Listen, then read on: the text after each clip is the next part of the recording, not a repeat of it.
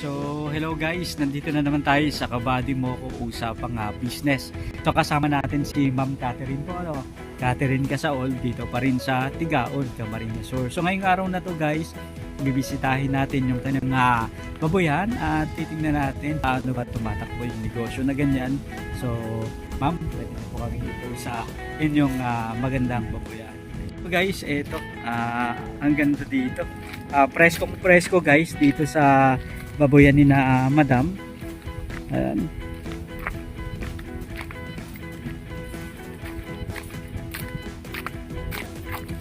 Ito guys yung baboyan nila. Ma'am, etong baboyan nyo po, ilang years na po kayong nagsimula sa pagbababoyan ng ganito? 2 years pa lang. Magto 2 years pa lang. Kamusta naman po ma'am yung journey nyo sa pagbababoyan? Sa ngayon, okay pa naman. Okay pa naman. So, ma'am, noon po, ilan po yung baboy na inaalagaan nyo? Yung nagsisimula pa lang po kayo? Simula po kami, Dalawa. Oo. Tapos kasunod na roll, patining po yun? Fattening. Opo. Tapos yung pagbenta namin, bumili ulit kami ng isa. Isa. Tapos ginawa namin, inahin. Inahin. Oo. Tapos yun na. Tapos yun na. Opo. Oo. Tapos noon ma'am, yung unang start nyo po, magkano po yung price ng baboy nyo? Binili nyo lang po yung baboy nyo? Namin yung dalawa, 3,000 na. 3,000 pesos. Tapos yung binenta nyo po ma'am, magkano yung bentahan yung time na yun? Yung time na yun, 140 per kilo yan. 140. Pero mababa pa po yung feeds nyo. Oo, Mababa pa. Tapos ngayon po ma'am, ilan na po yung baboy na alaga nyo? Ito ngayon, yung fattening namin, 10.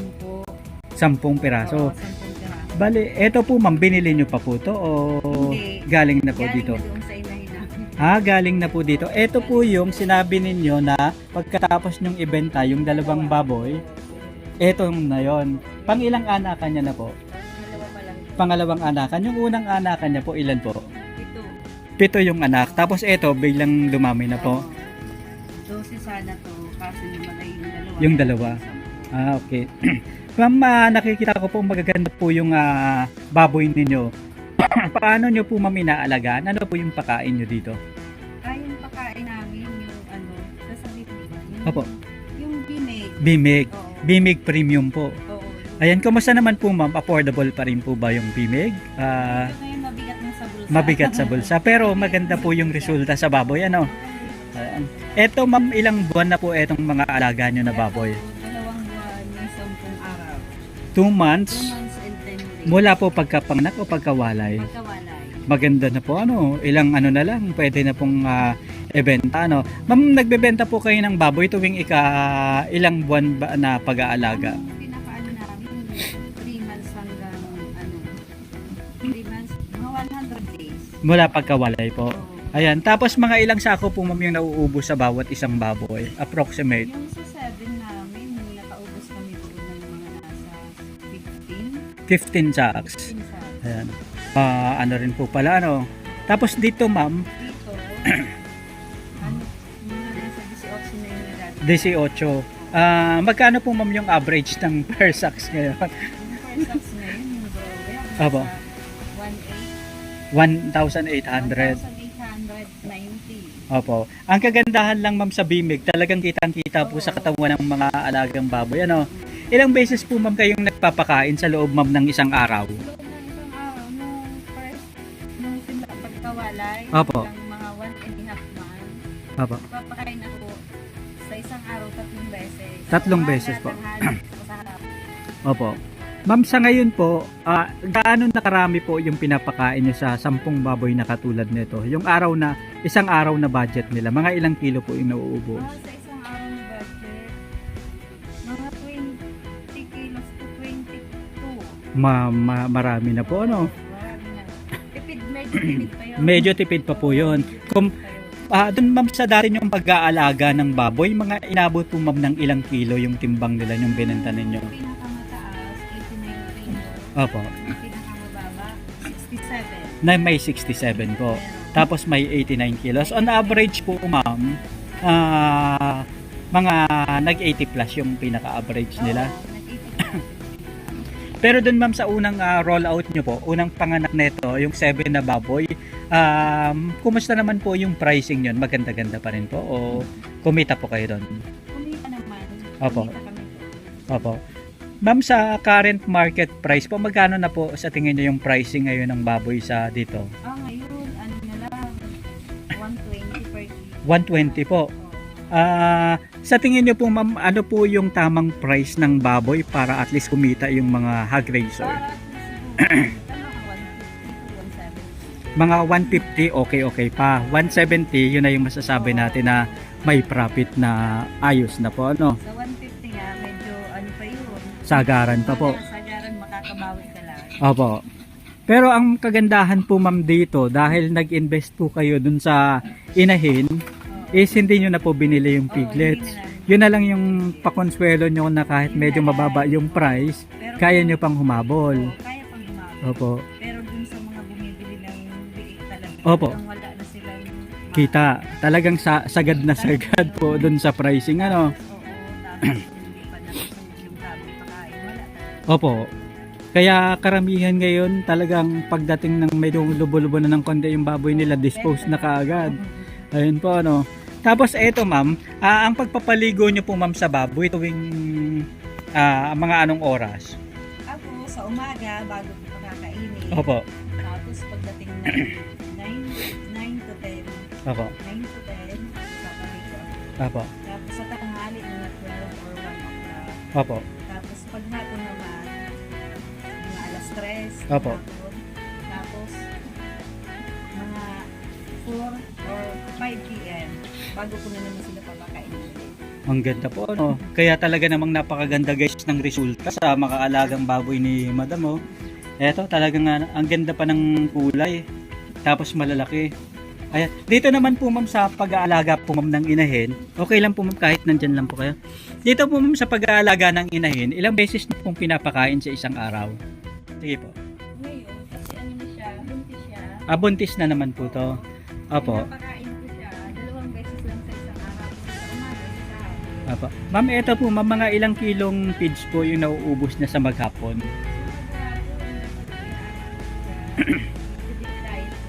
Opo. Mga 2 kilo pwede na, 4 bits yun. Opo. Tapos eto ma'am, ilang pagkapanganak niya, ilang days po siya bago naglandi ulit?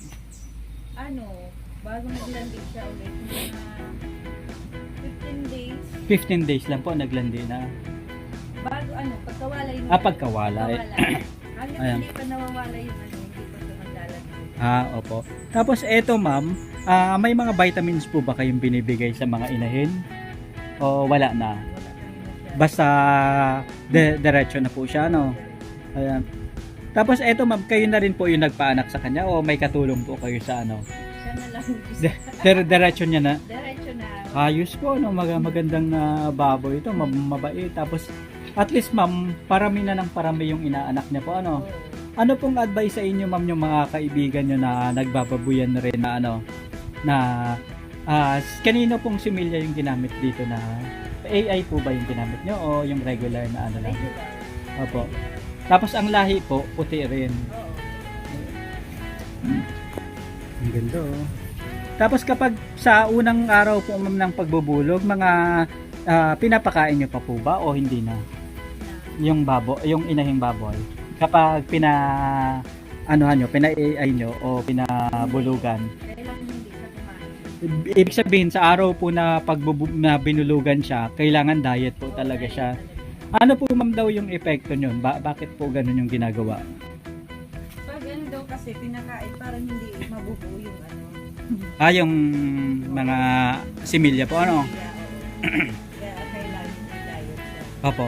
Tapos, yung after po ma'am niya mabulugan, mga ilang kilo po yung pinapakain sa kanya sa isang araw? Kunti lang, siguro mga 1/4. Ganun. Hanggang sa parami na po ng Oo, parami, sa the more na parami. tumatagal. Ayun. Ma'am, advice nyo po sa mga nagbababuyan rin o mga gustong pumasok sa negosyo ng pagbababuyan. Paano po sila nila may pagpapatuloy yung babuyan nila at paano po sila pwedeng kumita? Sa akin kasi, kung gugustuhin talaga nila, kailangan talaga may kapital. Opo. Kasi hindi mo naman pwedeng iasa sa utang. Opo. Kasi mabigat yun eh. Opo. Kasi pag hindi ka man kumita, mabenta mo na, minsan kulang pa pambayad. Delikado. Delikado. Opo. Kaya dapat kung maisipan nilang mag-aalaga, yung kaya lang Opo. sa income nila para Opo. masustentuhan nila sa Yung pagkain. Oo. Importante po ba ma'am yun talaga? Importante yun kasi kung wala ka naman pang suporta, mga ano pa lang bebenta mo na, malulugi ka doon. Kapag mababa yung timbang po, ano? Oo, kapag mababa yung timbang. Opo. Kasi wala ka naman, ang choice talaga ng iba, no choice na ibibenta na kasi wala na pang suporta sa pampakain. Opo.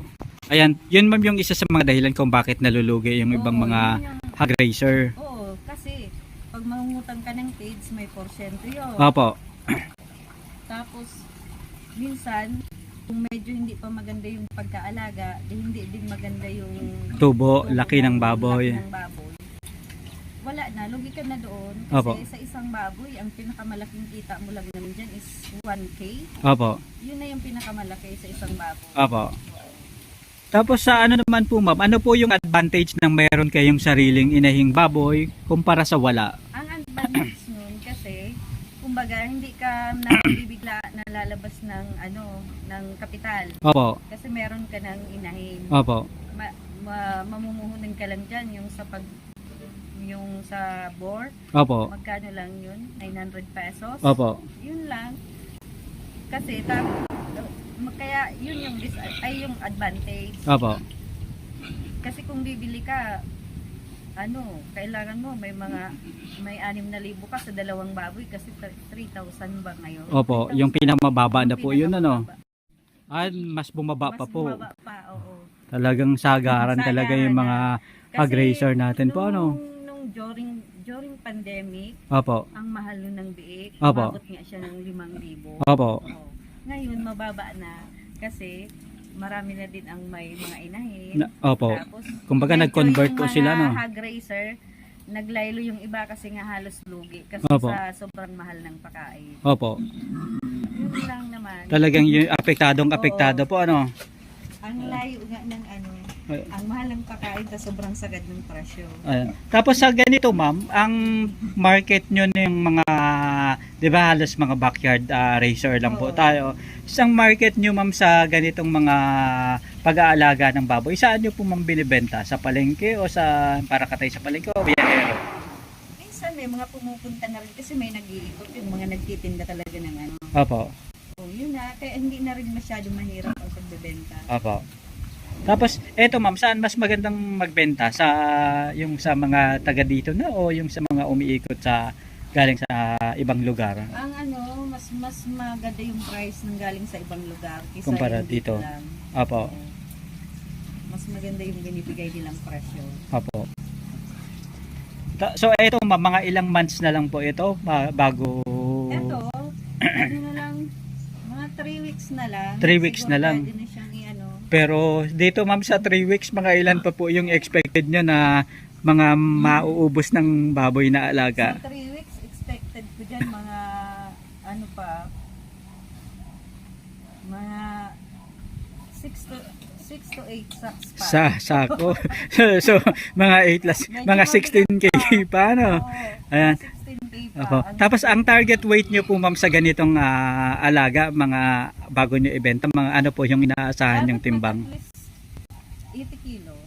80 kilos. Oo. Or higit pa ano? Pa. Opo.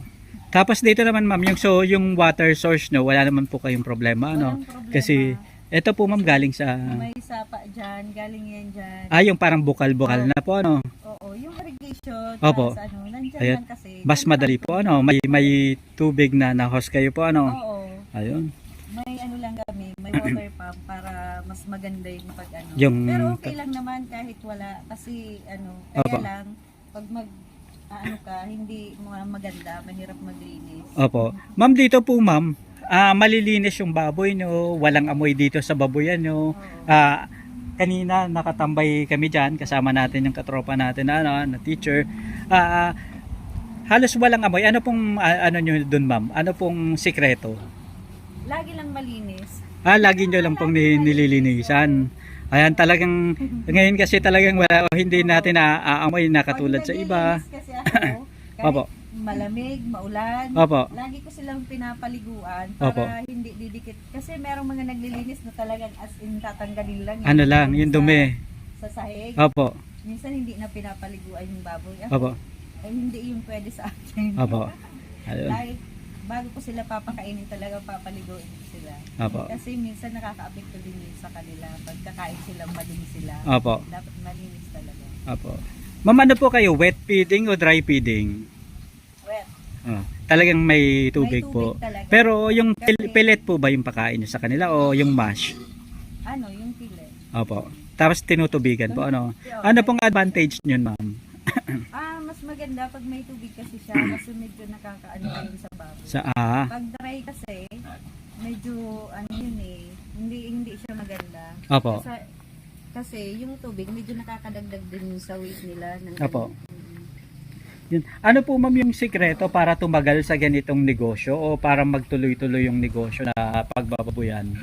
Ang sekreto lang naman is kung talagang gusto mo, Opo. lagi kang may nakalaan na budget. Yun lang talaga. Yun lang talaga. Para at least Oo. sure ball na Oo. continue. Ano? Oh, sure ball na Ayan. continue. Yun lang naman talaga yung pinaka-hindrance. Opo. Kahit sa anong negosyo naman. Opo. Oo. Ayan. Ma'am, maraming salamat po sa pagsama niyo sa amin ngayong araw na to. Thank you very much po sa pag-share sa amin ng inyong babuyan at syempre dagdag kaalaman. Thank you very much po, ma'am. Good luck po sa business.